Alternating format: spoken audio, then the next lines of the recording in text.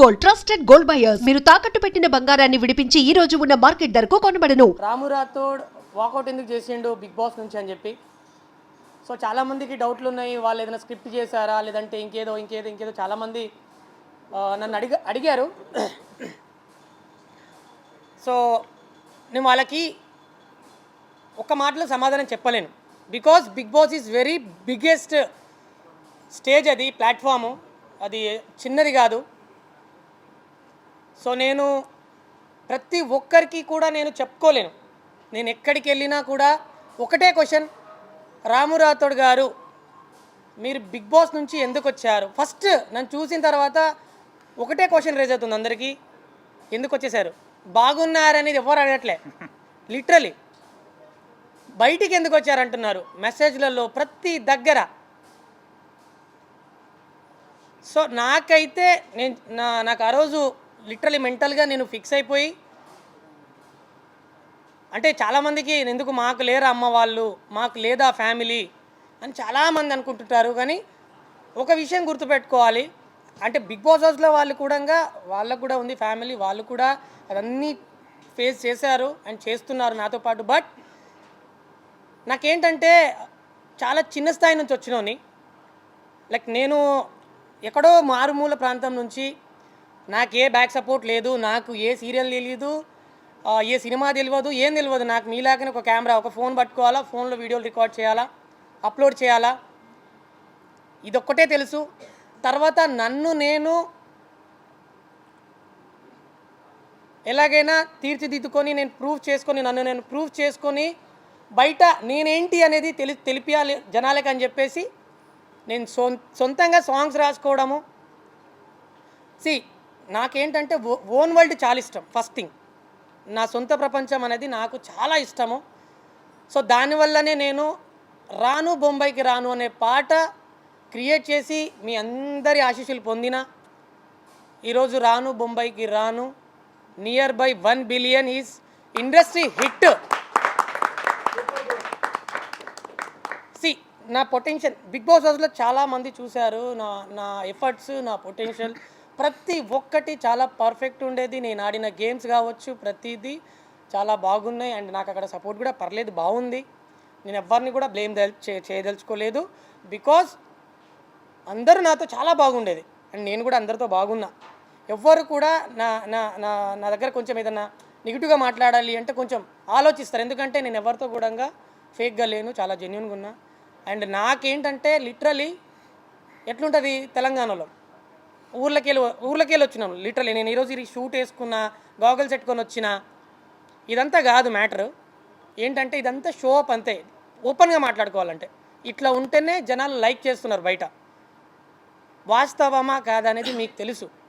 నేను ఏది ఉన్నా సరే, నేను ఏ రేంజ్కి వెళ్ళినా సరే, ఎన్ని నగలు తీసుకున్నా, ఎన్ని డబ్బులు తీసుకున్నా, ఏది తీసుకున్నా మనిషి అనేది మాత్రం నేను గుర్తుపెట్టుకుంటా. అదే రీజన్ తోటి నేను కూడా ఒక మనిషినే. మా అమ్మ కోసం నేను బయటికి వచ్చేసాను. నాకు మా అమ్మ అంటే చాలా ఇష్టము. మా అమ్మకి నేను వచ్చే ముందు షుగర్ అటాక్ అయింది. నేను బిగ్ బాస్కి వెళ్ళే ముందు షుగర్ అటాక్ అయింది. సో అమ్మకి లిటరలీ ఆరోగ్యం బాగాలేకుండే. సో నాకు రోజు ఒకటే మైండ్లో అదే తిరుగుతుండే. ఒక 2-3 వారాల తర్వాత లిటరలీ మా ఫ్యామిలీ మర్చిపోయినా నేను. అంటే కళ్ళలో కూడా లైక్ వాళ్ళ ఫేసెస్ అవన్నీ ఏవి కనిపించట్లే. నేను అసలు షాక్ అయిపోయినా. నేను ఇంత చేస్తుంది మా పేరెంట్స్ కోసం కదా, నా ఫ్యామిలీ కోసం కదా, నాకు వాళ్ళు అసలు ఏంటి గుర్తుకు రావట్లేదు. అంటే అక్కడ అంత ఎడిక్ట్ అయిపోయినా మేము బిగ్ బాస్ హౌస్లో. 24/7 బిగ్ బాస్ 24/7 బిగ్ బాస్ గురించే ఆలోచించాలి. అక్కడ ఒక్క సెకండ్ అలా ట్రాక్ తప్పినా కూడా మేము టాస్క్లు ఆడలేము, అసలు ఏం చేయలేము అక్కడ. సో చాలా గట్స్ కావాలి, చాలా ఎఫర్ట్స్ పెట్టగలగాలి, చాలా పేషెన్స్ కావాలి. Bigg Boss is not a joke. కానీ నిజంగా నాకు మీరు చేసిన ఆ ఎఫర్ట్స్ మీరు నిజంగా ఎంతమందికి షేర్ చేసి ఉంటారో, రాము రాథోడ్కి ఓట్ చేయండి, రాము రాథోడ్ ఎలిమినేషన్ దగ్గరలో ఉన్నాడని చెప్పి మీరు ఎంతమంది నాకు సపోర్ట్ చేసి ఉంటారో నేను ఊహించగలుగుతా. బట్ నాకేంటంటే ఒకటి ఒకవేళ నామినేషన్ ప్లేస్లో మా అమ్మ బిగ్ బాస్ ఉంటే డెఫినెట్గా నేను బిగ్ బాస్ని నామినేట్ చేస్తాను. మా అమ్మని చేయలేను. ఎందుకంటే నేను మా అమ్మ నాకు జన్మనిచ్చింది. అండ్ ఏంటంటే నిజంగా లిటరలీ బ్రో మా అమ్మకి ఆరోగ్యం బాగాలేదు. నేను అదే ఆలోచిస్తూ నిద్ర లేకపోయేది. ఏం చేస్తుందో, నా గురించి ఎంత ఆలోచిస్తుందో, అసలు ఏంటో అదే ఆ మూలంగానే నా సాంగ్ కూడా పాడిన. తిన్నా తీరం పడతలే కూసున్నా తీరం పడతలే అనే సాంగ్ లిటరలీ నాకు సార్ మీరు బాగా గమనించినట్లయితే సార్ క్వశ్చన్ అడిగినప్పుడు నేనేం మాట్లాడకపోయేది, అసలు ఏం సమాధానం చెప్పకపోయేది. ఎందుకంటే నాకు మాటలు రావు. లిటరలీ భయం నాకు. నా భావం ఎట్లా వ్యక్తం చేసుకోవాలి సార్కి, నేను ఎట్లా చెప్పాలి నా బాధ. సో ఆ విషయంలో నేను సార్కి చెప్పా, తిన్నా తీరం పడుతలే కూసున్నా తీరం పడుతలే, ఏడున్నా తీరం పడుతలే, ఎవలున్నా తీరం పడుతలే, బాధ అవుతుందే నీ ఆదిలో మనసంతా, మస్తు బరువైతుందే అమ్మ యాదిలో మనసంతా. సో బ్రో ఒకటే చెప్తున్నా, మన పేరెంట్స్ కంటే ఎక్కువ ఏది కాదు. రేపటి నాడు మనము చనిపోయిన తర్వాత మనల్ని మన దగ్గరకి వచ్చి మన పాడ మోసేది మన ఫ్యామిలీ, మన కథ, మనల్ని పుట్టించిన వాళ్ళు. మనం ఎంత ప్రొఫెషనల్, ఎంత బిజీగా ఉన్నా, ఎంత ఇది ఉన్నా కూడా end of the day family important అని చెప్పేసి నేను నమ్ముతా. సో నాకైతే అక్కడ నేను వచ్చేసిన మెయిన్ రీజన్ అయితే అదే. చాలామంది అనుకుంటున్నారు ఆయన ఎందుకు వచ్చేసిండు అని చెప్పేసి అక్కడ ఏదో అట్లా జరిగింది అనుకుంటున్నా. చాలామంది డౌట్ అది, కానీ ఆ డౌట్ అయితే నేను ఈరోజు క్లియర్ చేస్తున్నా. అక్కడ ఎలాంటి స్క్రిప్ట్ లేదు, ఎలాంటి ఎవరి ప్రభావం అయితే నా మీద ఎవరిది అయితే ఏం లేదు. నా ఓన్గా నేనే బయటకు వచ్చిన. సో దానికోసం నేను ప్రతి ఒక్కరికి సారీ చెప్తున్నా. బికాస్ మీరు చాలా చాలా చాలా చాలా చాలా సపోర్ట్ చేశారు. So end of the day sir కూడా నాతో ఆఫ్ కెమెరాలో అండ్ తర్వాత సార్ కూడా చాలాసార్లు నాతో మాట్లాడారు. నాకు సార్ కూడా నో ఇష్యూ రాము, నీకు ఎప్పుడైతే అలా అనిపిస్తుందో అలా నువ్వు అసలు టెన్షన్ పడకు, నువ్వు హ్యాపీగా వెళ్ళొచ్చు అని చెప్పారు. సో నాకు కూడా చాలా హ్యాపీగా అనిపించింది. వాళ్ళ సపోర్ట్ కూడా చాలా బాగుండే, బీబీ టీమ్ సపోర్ట్ కూడా చాలా బాగుండే. ప్రతి ఒక్కరూ మస్తు సపోర్ట్ చేసిరు. అండ్ కట్ చేస్తే నేను బయటికి వచ్చిన తర్వాత మా అమ్మని కలిసిన. అసలు ఫస్ట్ నేను వచ్చిన తర్వాత బయటికి వచ్చిన తర్వాత డైరెక్ట్ నేను మా అమ్మ దగ్గరికి వెళ్ళిన. చాలామంది మా ఇంటరాక్ట్ ఎలా లైక్ మా మమ్మీని ఇన్ని రోజుల తర్వాత చూస్తున్నా, ఎలా ఉంటుందో ఆ ఫీలింగ్ ఏంటి అని అవన్నీ వీడియో తీసి పోస్ట్ చేయడం అవన్నీ చేయొచ్చు. కానీ నా ఎమోషన్ని నేను బయట చూపించలేను. బికాజ్ అది నా ఎమోషన్ ఏమున్నా అది మా అమ్మకు మాత్రమే సొంతం. So thank you so much మీ అందరికీ కూడా. ఈ సందర్భంగా నేను ఏం చెప్తున్నాను అంటే ప్లీజ్ అర్థం చేసుకుంటారని చెప్పేసి మళ్ళొక్కసారి నేను మిమ్మల్ని అందరినీ రిక్వెస్ట్ చేస్తున్నా. నేను అక్కడ ఎంటర్టైన్మెంట్ ఎంతవరకు చేసినానో చేయలేదో తెలియదు, బట్ ఫ్యూచర్లో మాత్రం ముందు సినిమాలలో కనిపించబోతున్నా. Thank you, literally thank you. చాలా పెద్ద సంస్థల నుంచి కాల్స్ వచ్చాయి. రాము రాథోడ్ గారు మీరు ఏం చేశారో అదంతా పక్కకు పెట్టండి, బట్ మీరు చాలా చాలా జెన్యున్గా ఉన్నారు.